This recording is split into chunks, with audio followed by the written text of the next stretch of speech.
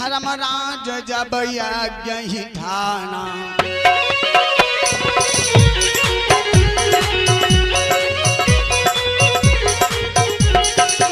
धर्मराज जब यज्ञ ही ठाना, तब सब मिली यश कथा बखाना।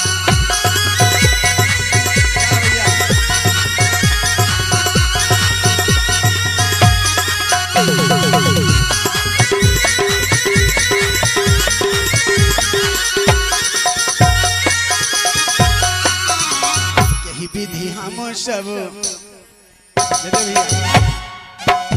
विधि हम सब लखी पई है,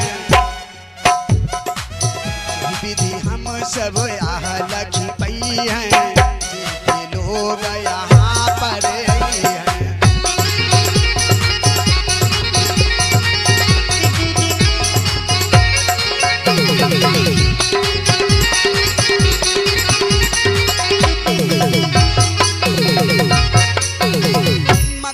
पूर्ण भई है भाई, पूर्ण भई है भाई, सबका समझ कवन विधिया।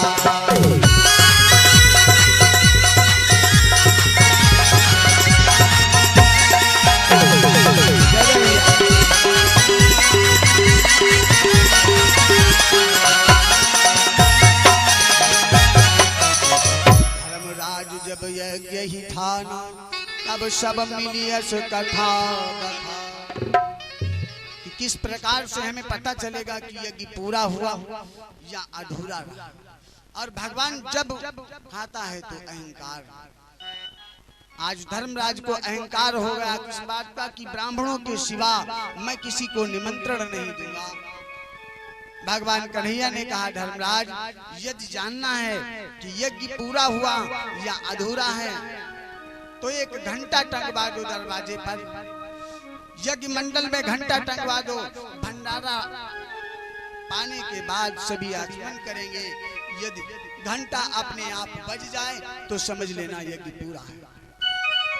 तो अस कही के सब घंटे टंगा, अस कही के सब विप्र बुलाए, बहुत भांति सम्मान कराए।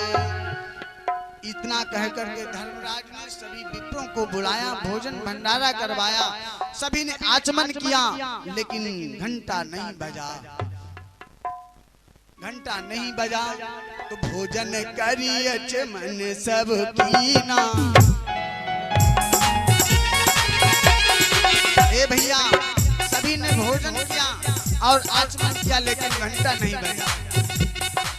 भोजन करिए चमन सब कीना, घंटा साधन ने कहु कीना।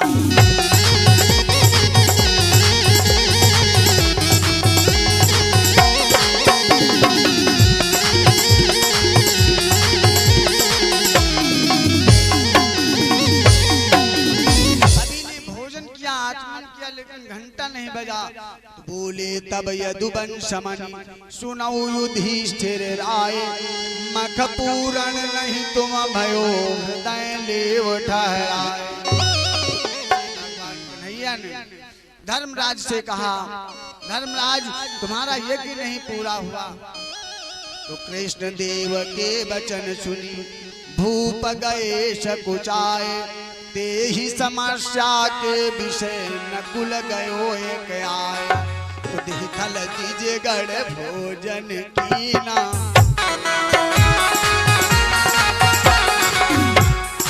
जिस थालों में ब्राह्मणों ने भोजन किया था, आचमन किया था, नेवला आकर के उसी जगह पर लौटने लगा। जीथल दीजिए गढ़ भोजन कीना, लोट लगाए नकुल दीना।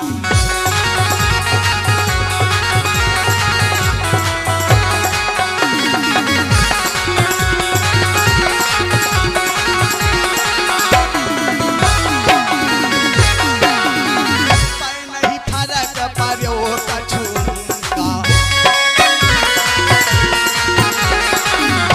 नहीं फरक पर्यो कछुआ। भंगा नकुल मनोरथ भयो सब भंगा।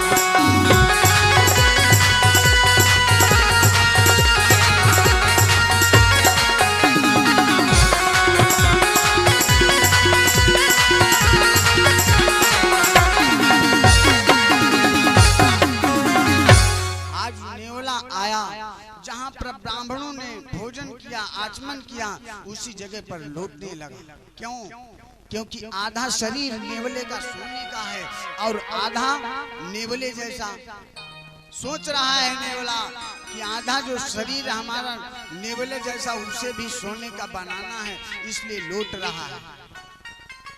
जब फर्क नहीं पड़ा, कोई प्रभाव नहीं पड़ा, तो नेवला कहने लगा कि तबई पुकारी नकुल यस कहू,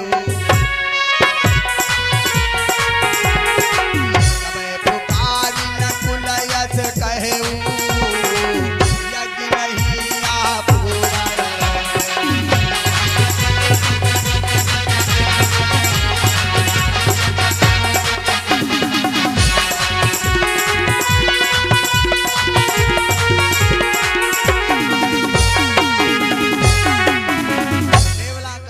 यज्ञ तुम्हारा पूरा नहीं है धर्मराज। अगर मैंने देखा है तो आज तक तुम्हारा क्या सैकड़ों यज्ञों में मैं गया, लेकिन कहीं पूर्ण यज्ञ नहीं पाया, और यही आशा करके मैं यहाँ पर भी आया था, लेकिन सब व्यर्थ चला गया। एक यज्ञ मैंने काशी में देखा है, उसका आज तक कोई यज्ञ नहीं मिला। नेवले से सभी ने पूछा, भैया ये जो तुम्हारा शरीर आधा सोने का है, ये कैसे बना? नेवला कह रहा है कि उसी यज्ञ का प्रभाव है जो हमारा शरीर आधा सोने का और आधा नेवले जैसा। तो यही आशा करके मैं यहाँ आया था कि तब से मैं जहाँ जहाँ सुन पाऊं यज्ञ स्थल में जाए नहा।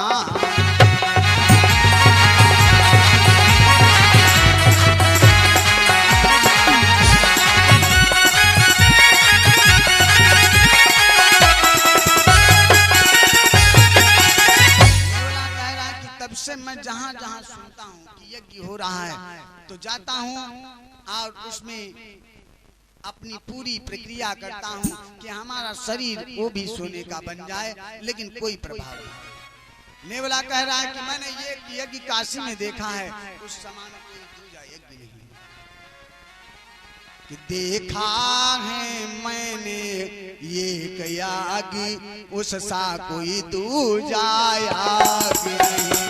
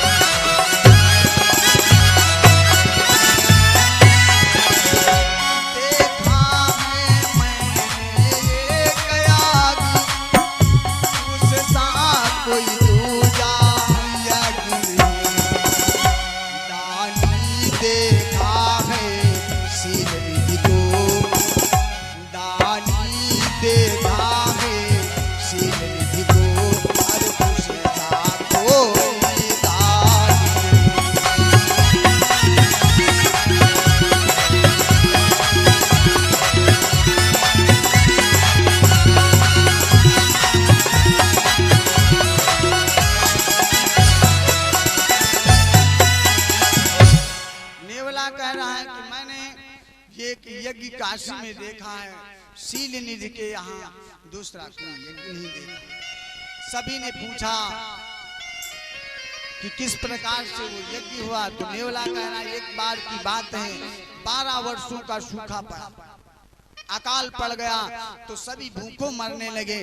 तो काशी में जो शील निधि के ब्राह्मण थे वो भी परेशान रहने लगे, ब्राह्मण भी परेशान, ब्राह्मण पत्नी और ब्राह्मण का एक बेटा और बहू, 4 लोगों का परिवार, सभी परेशान थे। 2 महीने तक कड़कड़ बीन करके ब्राह्मण ने अनाज इकट्ठा किया, उसको भुजवाया, भुजा करके सतुआ बनाया। 4 लोग खाने वाले और 3 पाव सतुआ हुआ कि 3 पाव सतुआ भयो भाई।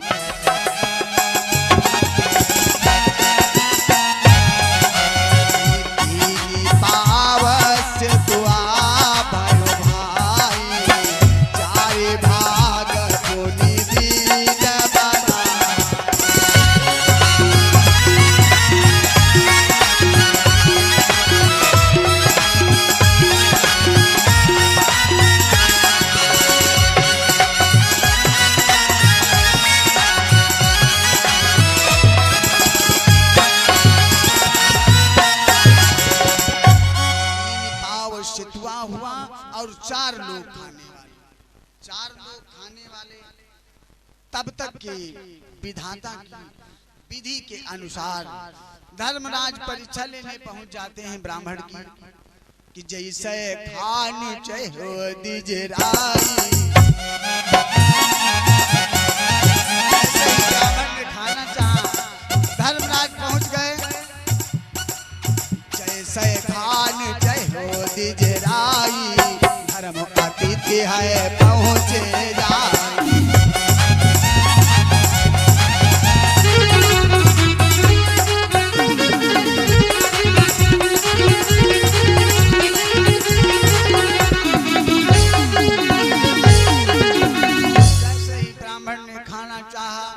धर्मराज पहुंच जाते हैं, आवाज लगाई बड़ा भूखा हूं कई दिनों का, अगर कोई भोजन करा दे तो बड़ा ही पुण्य प्राप्त होगा। आज ब्राह्मण ने सोचा कि कोई अतिथि दरवाजे पर आया है, इसे भोजन करवाना ही चाहिए, क्योंकि अगर अतिथि दरवाजे से भूखा चला गया तो बड़ा दोष लगेगा। इसलिए ब्राह्मण ने सोचा कि पहला अधिकार हमारा स्वयं पर है, इसलिए अपने हाथ का सितुआ धर्मराज को दिया। धर्मराज उसे खा लेते हैं। अब सोचा कि अब हमारा किस पर अधिकार है, तो पत्नी पर है, तो पत्नी के भाग का सितुआ दिया। धर्मराज उसे भी खा लेते हैं। फिर बेटे के भाग का दिया, उसे भी खा गए, और बहू के भाग का दिया, उसे भी ग्रहण कर गए धर्मराज। बोले और कुछ मिल जाता तो आत्मा तृप्त हो जाती।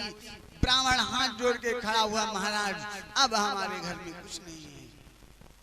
जैसे ही ब्राह्मण ने ऐसे करुणामयी वचन धर्मराज से कहे, धर्मराज अपने भेष में आ जाते हैं और बोले, विप्रवर मैं तुम्हारी परीक्षा लेना चाहता था, तुम परीक्षा में पास हुए, बोलो जो मांगना चाहे तो मांगो। नेवला कह रहा है धर्मराज से, महाराज वहां पर मैं जहां पर अतिथि वेश बनाए हुए धर्मराज ने सितुआ का भंडारा किया, सितुआ के कुछ कण गिरे, जहां पर आचमन किया उसी जगह से मैं निकला। जितना शरीर हमारा उसमें लग गया वो सोने का, वो था यज्ञ। इसी कारण है मैं जहां जहां सुनता हूं कि यज्ञ हो रहा है वहां वहां जाता हूँ, अपना प्रयास करता हूँ, लेकिन यज्ञ कहीं आज तक मैंने पूर्ण पाया ही नहीं। जो हमारा शरीर बाकी का वो भी सोने का हुआ है। अब तो धर्मराज बड़ा ही दुखी हुए, भगवान कन्हैया से बोले, महाराज अब भला यज्ञ किस प्रकार पूरा हो। भगवान मुस्कुराए और बोले, भैया धर्मराज यज्ञ तो तुम्हारा पूरा होगा, लेकिन इसमें हमारा कोई भक्त आकर के भोजन करे तो यज्ञ पूरा होगा। धर्मराज ने सोचा इतने लोग आकर भोजन करके गए, अभी कोई भक्त ही नहीं आया। भगवान कन्हैया ने कहा, नहीं अभी कोई भक्त ऐसा नहीं आया जिसके प्रभाव से तुम्हारा यज्ञ पूरा हो। धर्मराज बोले, फिर उस भक्त को बताओ।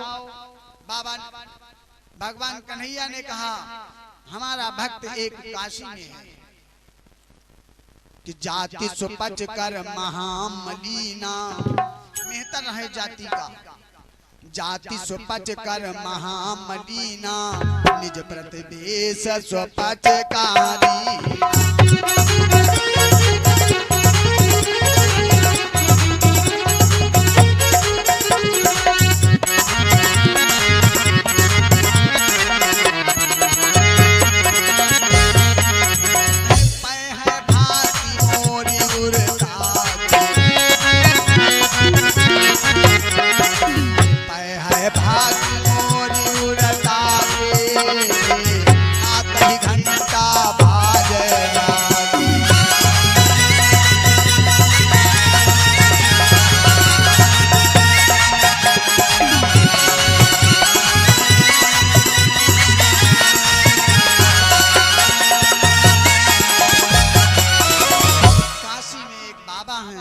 जिनका नाम है सुपक ऋषि, जो जाति के मेहतर हैं, अगर वो आकर के भोजन पावे, भंडारा पावे तो तुम्हारा यज्ञ पूरा हो जाए। अब धर्मराज काशी गए, बाबा को प्रणाम किया और बाबा को लेकर के आए हस्तिनापुरी में यज्ञ पूरा करवाने के लिए। इधर द्रौपदी ने देखा, द्रौपदी के मन में शंका हो गई कि अरे ये जाति के मेहतर और ऐसा भेष बनाए और इन्हें के कहां से भक्ति पाई चले भंडारा पूरा करवाने। ए भैया, उस समय जैसे द्रौपदी के मन में विचार आया,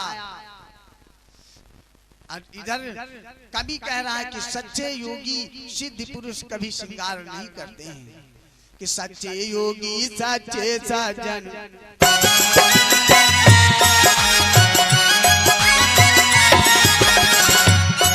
सच्चे योगी सच्चे सज्जन श्रृंगार कभी नहीं करते हैं।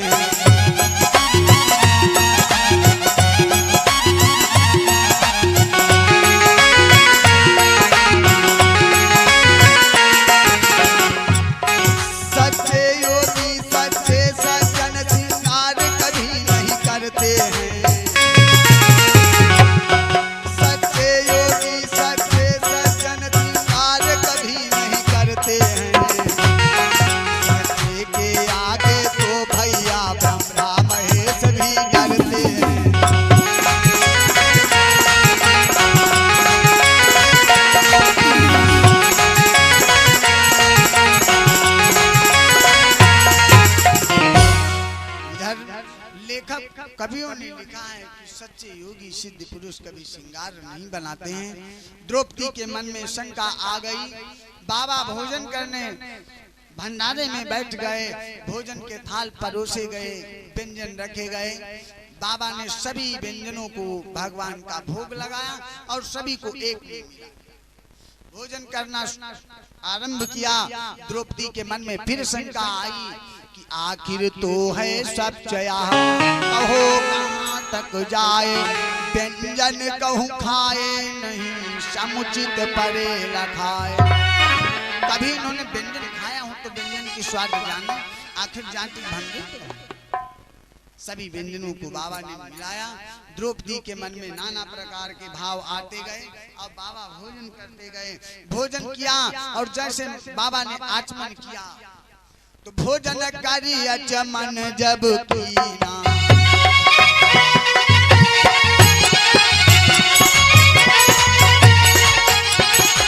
भोजन करी अचमन जब कीना, घन घन शब्द घंट तब कीना।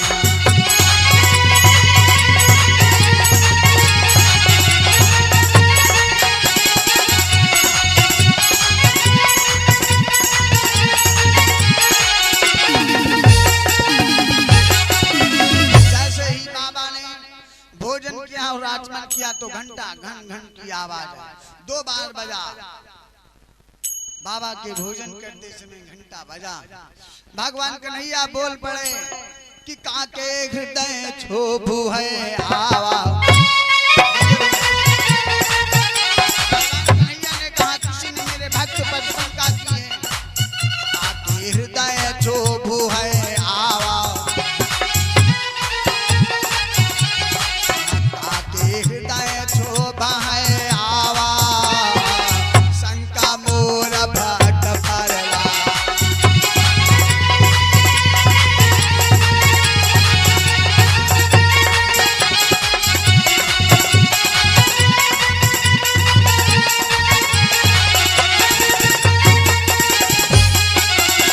ग्रास ग्रास पर आज बाबा भगवान कन्हैया कहने लगे, बाबा ने जितने कौर खाए उतनी बार घंटा बजना था, लेकिन 2 बार बजा। ग्रास ग्रास पर कीर्तन बोला, भक्तन की महिमा नहीं खोला।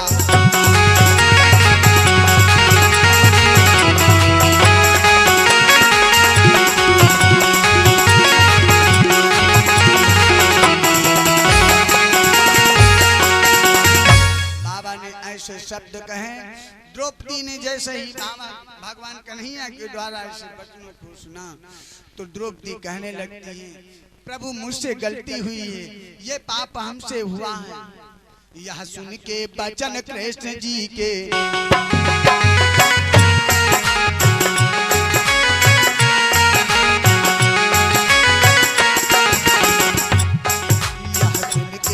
बचन कृष्ण जी के मन में द्रौपदी सकुचाई है।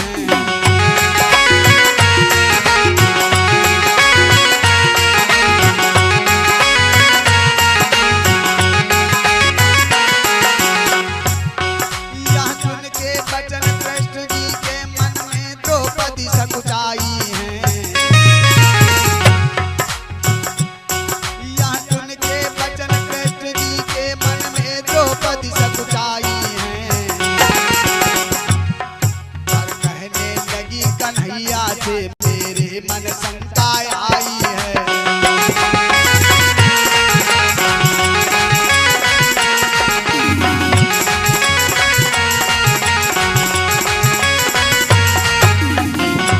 जैसे ही द्रौपदी ने भगवान श्री कृष्ण के द्वारा वचन सुने तो द्रौपदी खड़ी होकर की बोली, महाराज मुझसे ऐसा पाप हुआ है, मुझे क्षमा करें, मेरे मन में शंका आई है।